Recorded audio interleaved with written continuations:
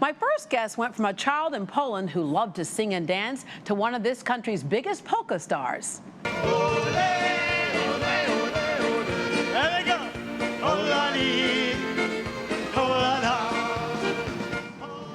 But his American dream would eventually turn into a nightmare. The whole operation was shut down after a series of financial missteps. Okay, let's call it what it is, a polka Ponzi scheme. It's a life story so fascinating they made a movie about it starring Jack Black. Here to tell us what went right, what went wrong, and how he bounced back is the Polka King himself, Jan Lewan. Hello there. Hello, hello. How are you doing? Good. Okay. I've seen your story in several instances, and then of course now in the new movie, and it is a fascinating story. But I want to go all the way back to growing up in Poland, and of course at that time it was part of the Soviet Union. It was behind the Iron Curtain, so you had a different view of what America was. Well, when I was a little boy, I was listening to the Radio Free Europe. Was recorded in Washington, and I heard everything. Everybody driving Cadillac, the money hanging on the trees. Money was growing on trees in America. Yeah, hey, that's the place for me to be. Yeah, so. Because there was another message about America at the time, and so it was very conflicting. But it really fed into the whole idea that America was the land of opportunity. Well, during the communist time. The life is like one big prison, and everybody was looking for better opportunity for freedom, and I really believe that America, that's what I'm supposed to be, to taste this beautiful freedom and opportunity. Yeah. And when you dream, when you believe, it's going to be happen, and that was happening with me. You know. That freedom was delivered through music for you. Yes. When did you first start playing and singing? Well, when I was 14, a little boy, I was playing piano in home. I was getting lessons on the piano. But then when I was 14, I was lucky enough to make my entry to the operetta. I was playing that time. They accept me. They needed tenors, so I was lucky. And after the war, there was much more opportunity for younger vocalists and this. And even though I didn't have experience, they hired me, and I was in operetta. My first thing what I played was Cupid in Orpheum, and when my mother came over for the premiere and saw me with the Venus, my head over there, she said, "Oh my gosh, not you! You shouldn't be there." But then they sent me to the music school, and I finished the vocal. I went to the opera. That music helped me out in that part of the very strange living in the Russian regime. Right. That time we were under the Russia. They celebrate the arts in Russia. Yes, right? yes. And that was your ticket into America. Well, I went to the army. Everybody have to join the army for 2 years, but I went with the singing, with the singing dancing group. Then I went to the theater, and the theater was invited for the tour to America for the Polish Americans. And that was my ticket to America. Now, at that time, it was hard to come to America and stay when you were someone who was kind of into that regime. How were you able to come here and stay? Well, I made decision to stay. It wasn't that easy to do that. Right. First of all, I just I wasn't prepared for that. I couldn't speak English. Now, if your parents belong to the Communist Party, you have access to better school. You have access to learn English in Poland and this. Right. But in my case, my parents very much against the communists. We were in the regular schools, not preparing for life, for the business, for nothing. You know. So when I realized now I'm staying, and I am not ready for that. But music is the international language, isn't it? That's it. No, so I was doing everything till I get to play a little bit in this and that. That's helping me. And polka. You kind of were one of the people in various areas of the country who reinvigorated that kind of music. Yeah, well, in polka, you have more polkas in America than in Poland. Okay, it's a few polkas in Europe, like beer barrel polka, very famous. Explain what polka is. Yes, but a polka is it's on a rhythm 1, 2, 3, and now in America it's born many very popular polkas. During the Second War was the Frankie Yankovic, who actually that's the king of polka. He became with the polka just because you think you're so pretty. It was in the hit parade that time in America. That's because you think you're so pretty. So then others start composing the polkas. So it became much more popular. And then they put the lyrics, they mango with their own nationality, Polish, Czechoslovakian, Russians, German, and this, and then the polkas born in America, actually, in Chicago and Pennsylvania. You know. Well, you became the new king of polka at the time. Your album was nominated for a Grammy. So Jan Lewan and his orchestra. You played big venues in Vegas. You were meeting all these celebrities. So basically, America was living up to everything you thought it was. Yeah, I think I did find a way to entertain Polish Americans, and not only Polish Americans, with the polkas, and they accept that very well. So they opened door for me. You all kinds of celebrities. You and Donald Trump, who knew would one day become the president, right? I worked for Donald Trump in his hotel Taj Mahal in Atlantic City for 17 years. And then up next, my very first concert. Now I'm dating myself, Tom Jones. That was my very first concert. I bought a new dress and I sat in row 85, and I thought he was going to sing directly to me. It's not unusual to be loved by anyone, right? Yes, George Bush Sr., Jan and John Paul II. Jan and John Paul II coming up here. And so when you were meeting the Pope, that's pretty amazing. 20 sometimes, you know. That was great. I actually met the Cardinal Wojtyla was his name before he became the Pope. I met him first time in Niagara Falls, Ontario, and that time when the Cardinals was touring the United States.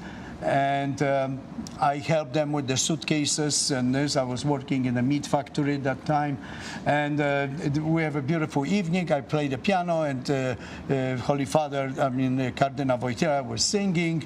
We were drinking a little bit beer. And this was 6 months later, he became a pope. The Pope. So You're a star maker. Later Donald Trump becomes the president, and later he becomes the Pope. All right. So things are really good, and you're branching out. You owned a gift store in Hazleton, Pennsylvania. Yes. And then where did things start to take a turn? Okay, I started making tours to Poland, and Polish Americans gladly go with me.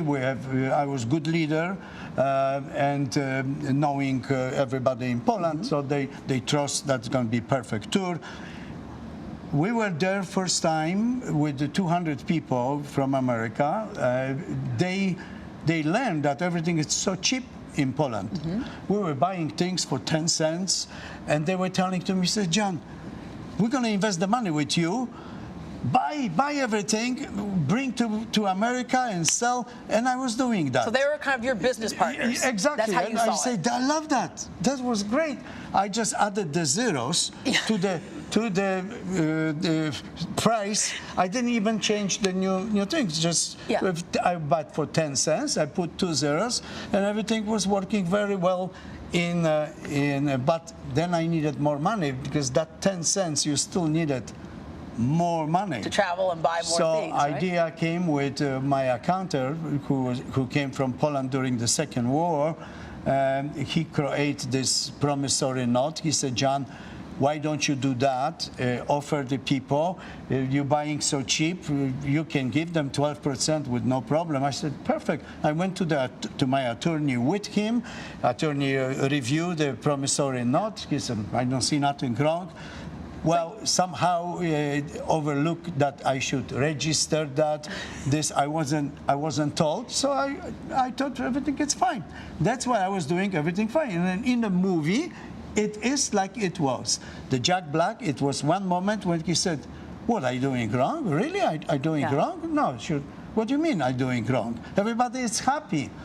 Yeah. Well, the people was coming, they put 10,000, 50,000. They get more money. Yeah. But when you got behind and they weren't getting their money. Well, that was the, it was the download afterwards. Yeah. And then when I learned I doing wrong, I was still doing. Because when you drown, you catch, anything to get up. Yeah, because you keep thinking you can bring it back. It's almost like a gambling habit in that sense. I cut myself in the situation, and I then, even though I was even that time sorry that people get cut, but I lied to them that everything is fine because it wasn't any other way. Yeah. I mean, and I was doing my best. Over and over again. I know here in Houston we had the Enron scandal, we had the Stanford scandal, and you can see how it starts and then it gets out of control. Yes, you build that pyramid.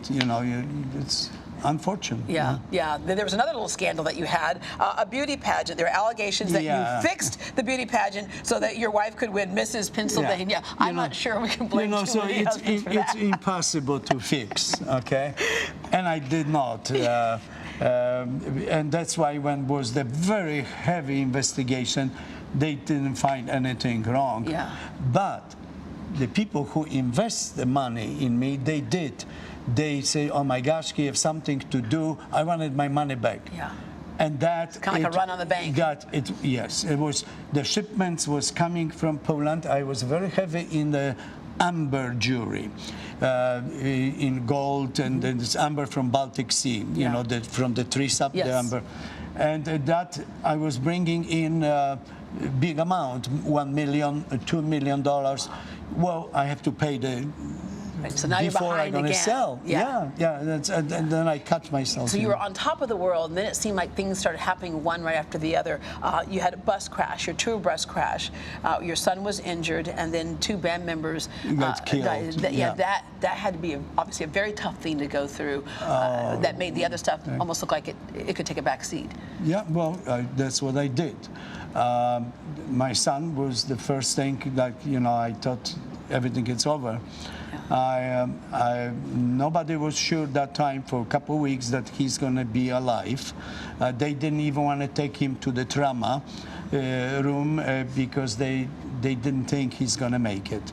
So it took some time till they decide we're going to take a chance. They took him to and that time I make my mind. I said, this is it. It's over. I'm going to give up, you know. And that was really, and then my good friends get killed. That unfortunately put me in. I just discharged everything. Kind of checked out. I give up with my investors to keep them believe. Nothing was. I didn't return the calls. Nothing mattered anymore. Yeah. And then there was a trial, and then you went to prison. Yes. I know a few people who've been to prison. And what they have said is that one thing it can do is shut out the rest of the world and force you to deal with yourself. And you also are forced to deal with a different society, if you will, a different way that things happen, a little different world that most people don't know about. Yeah. But you found friendship there, but you also had some major issues. You were stabbed at one point. Yeah, your throat cut. My attorneys told me, oh, don't worry, you are such a nice personality. You're going to find your way in a... Well, that didn't work good. Yeah. That nice personality, it's not for the jail. Hi, I'm John. How are you? Yes. How are you doing? Can I buy you coffee? That won't work. Yeah. You almost died. You almost died. Yeah, I was all over. Yes. The gentleman, gentleman. Yeah. That guy. That guy, heavy, and he he didn't want nobody in the jail because in 1995 he burned the jail in Smyrna, and on top of his life sentence they gave him another sentence, and he spent 7 years in solitary in the basement, you know, by himself. So I was the first one that they try to make him live with somebody, you know, to take him out from that basement. And he wasn't and I right. was the first one. Hi, how you doing? Everything beautiful. Well, he didn't go for it. Yeah. Well, that was a tragic thing that happened. Yes. But the other thing that I alluded to earlier of things that you learned and things that you appreciated in people, you actually learned to rap. Well, you know, beginning in the prison, before they assigned you to some cell, it's like 100 people in one big hall, and when the lights went down, I heard "Thank you, Jesus," and with a beautiful rapping. I'm sorry what I've done, and this, and I was just sitting. It's so beautiful, so nice. It's poetry, basically. Well, why not polka? I said, that's a nice start writing the rapping polka. Oh, can you do a little bit for us? Yeah, and I did my whole life is in that. Just to give you a little example. But with tribulation came trial and tribulation, but I stay in meditation, overcome my situation. You can say I did it wrong. They wanted to see me fall. I'd be right behind the walls, but still I standing tall. I've done lead the vidya loca, but now I rapping polka. Can you feel it? Don't you? And things turned around in prison at that point. Okay. So you get out, but you still have some things hanging over your head. You have restitution that you got to pay back. What, about $5 million that you have to pay back? $5 million. Yes. Well, when I have two different courts, one state court in Delaware, and another one federal in Scranton. So lucky enough, they were concurred. So instead to be 15 years, I was almost 6 years in the prison, which after the prison, it's make you brand new. You don't care about anything because through these years, they take care of you. You'd have no worry being in prison. Now you need a place to live, you need to get food, you need to have clothes. And when I come out, and unfortunately, my wife divorced me. We're still good friends, but that was probably the biggest slap in the face. But I didn't give up. I was doing anything I can. I was helping out here. I was start teaching piano a little bit, and that the judges, when I go back to that, they gave me the monthly I have to pay a restitution on behalf how much I will get from my Social Security. But the Social Security, I didn't build up because all of the money what I was making, I was putting back in my gift shop.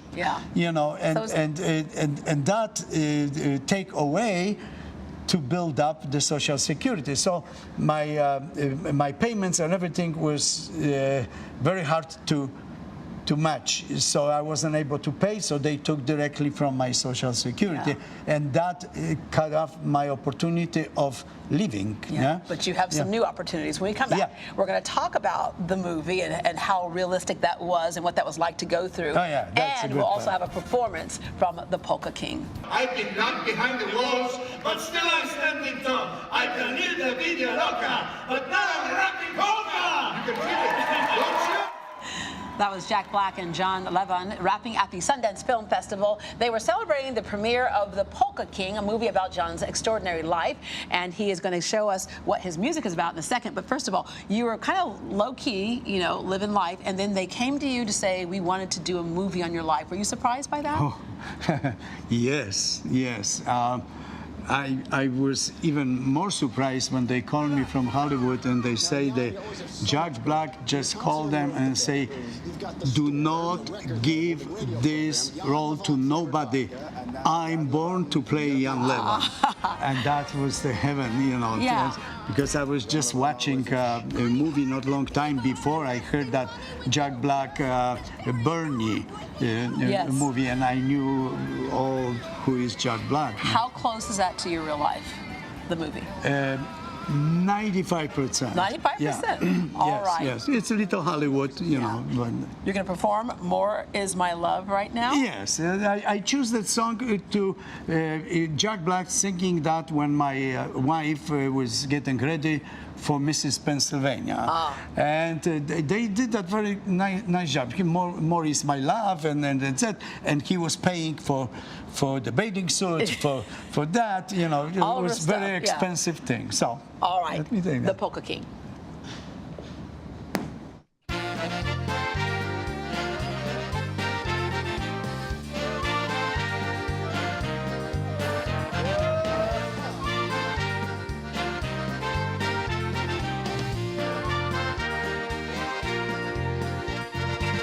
More is my love than leaves in the autumn.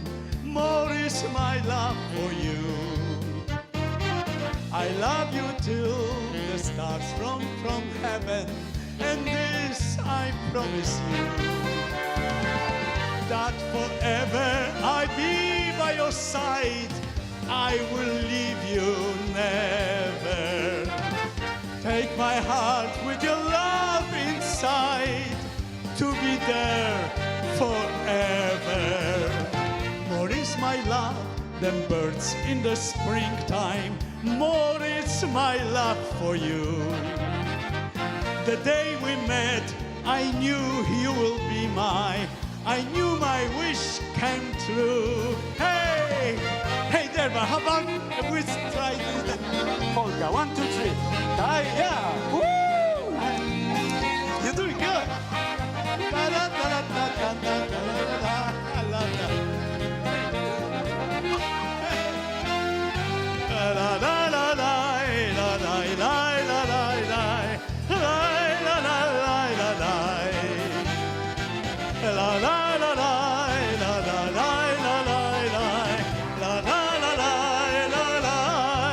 More is my love for you.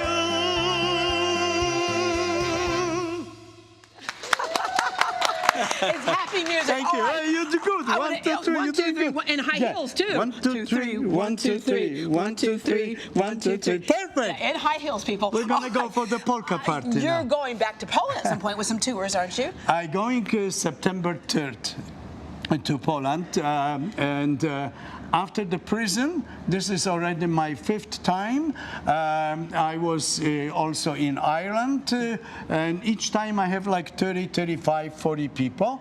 And to put the ice on the cake, I did organize the meeting with the new Holy Father, Father Francis, again, and I didn't go with the suitcase of the money. So.